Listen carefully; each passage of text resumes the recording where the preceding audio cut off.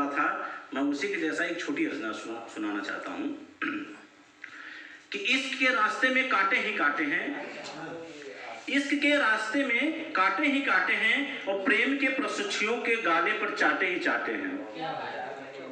जिसे इस सच्चाई का ज्ञान नहीं है, उसे प्रेम करना आसान है, निभाना आसान नहीं है। लड़का लड़की के चक्कर में रोजाना 6 मील पैदल आता था। लड़का लड़की के चक्कर में रोजाना 6 मील से पैदल ही आता था, उसे छोड़ता था और एक ही गाना गाता था, तेरे घर के सामने एक घर बनाऊंगा, तेरे घर के सामने।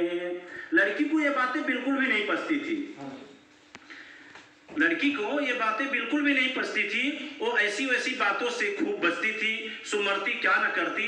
पिछली होली में डरती डरती अपने उसने बाप को सारी बात बता बैठी। बाप ने मुझे गुस्से में ऐठी और अच्छा उसने कहा, अच्छा मेरे घर के सामने घर बनाने का ख्वाब है, लगता है उसके दिन आ गए खराब हैं। बर्बाद होना उसकी किस्मत में लिखा है, बर्बाद होना उसकी किस्मत में है लिखा।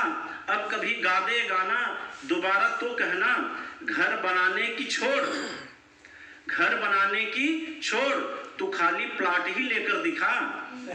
50,000 रुपए गज का है भाव मेरी कॉलोनी में, पूरा का पूरा तू खप जाएगा और प्लाट के बदले तू खुद ही नप जाएगा। क्या बात है, बहुत खूब राकेश जी। हो ही जाए कोई अजूबा, हो ही जाए कोई अजूबा, और पूरा कर ले वो अपना जब मंसूबा, तो बेटी तू भी निसंकोच उसको वर लेना, एक झटके में तू उससे ही शादी कर लेना।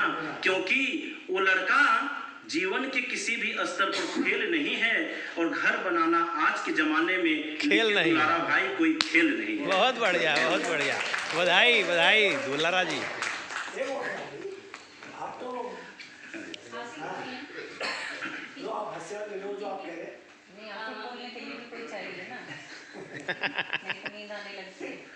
एक दिन शाम को मैं घर लौटा, मेरी पत्नी ने किचकिच शुरू कर दिया।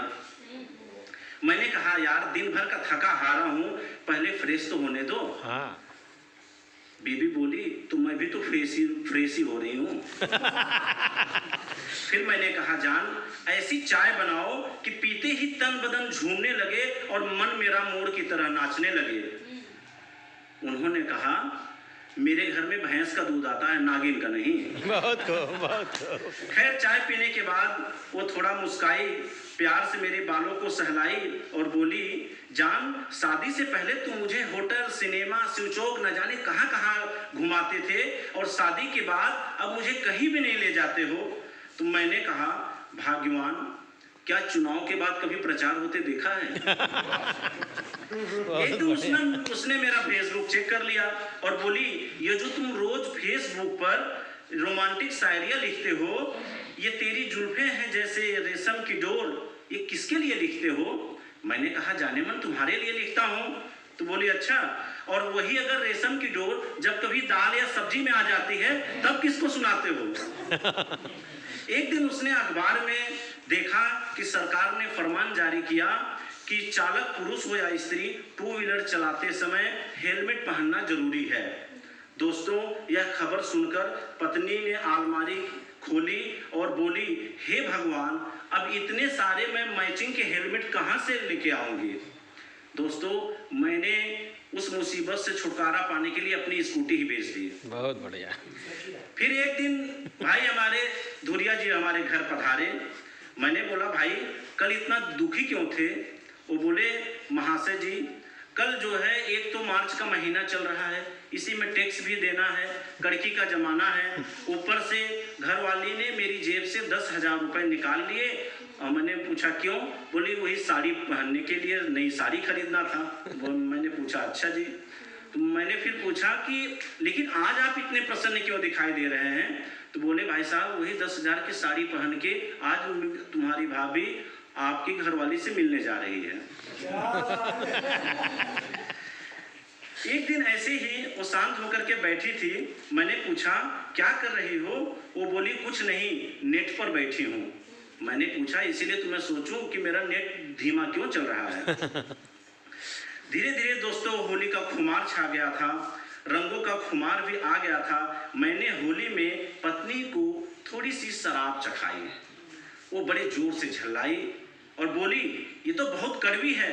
मैंने कहा, अरे जान, तुम क्या समझती थी कि मैं अय्यासी करता हूँ? अरे मैं जहर के घूंट पीता हूँ, जहर के घूंट पीता हूँ।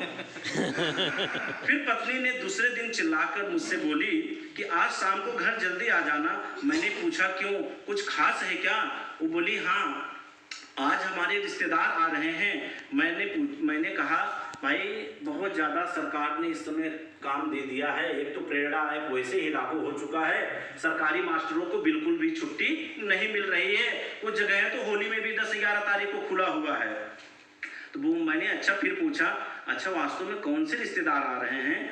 उन्होंने कहा कि मेरी दोनों छोटी बहनें आ रही हैं। तो मैंने कहा, अरे पहले ही बताना चाहिए था ना, मैं पक्का ही 3 बजे रसगुल्ला लेकर के आ जाऊंगा। छुट्टी मिल जाएगी। फिर एक रात में मैं डीवीडी देख रहा था और मैं देख करके जोर से चिल्लाने लगा, अरे नहीं नहीं भाई, मत उतरना, उस घोड़े पे से मत उतरना, तेरे लिए जाल बिछाया गया है, ये बहुत, तू कुत्ते की मौत मरेगा, नीचे मत उतर, नीचे मत उतर। पत्नी किचन से बोली, अरे कौन सी फिल्म देख रहे हो? मैंने कहा, अपनी शादी की डीवीडी देख रहा हूँ। दोस्तों, इस तरह से पति और पत्नी की दिनचर्या में मेरी लड़ाई हो गई। आधा दिन गुजरने के बाद पत्नी मेरे पास आई, थोड़ा शर्माई और मुस्काई और बड़े प्यार से बोली, ए जी, इस तरह से झगड़ते हुए अच्छे नहीं लगते हो। ऐसा करते हैं, थोड़ा सा आप कंप्रोमाइज करो और थोड़ा सा मैं करती हूँ। मैंने बोला, अच्छा ठीक है, बताओ क्या करना है। उसने कहा कि आप मुझसे माफी मांग लो और मैं आपको माफ कर देती हूँ। तो दोस्तों, मैंने उसे गले लगाकर कहा कि जान, इस दुनिया में कुछ लोग धन के नाम पर लड़ते हैं, कुछ लोग धर्म के नाम पर लड़ते हैं, और केवल पति और पत्नी का ही ऐसा रिश्ता है जो केवल अपने राकेश दुलारा के प्यार के नाम से लड़ते हैं। क्या बात है, बहुत खूब।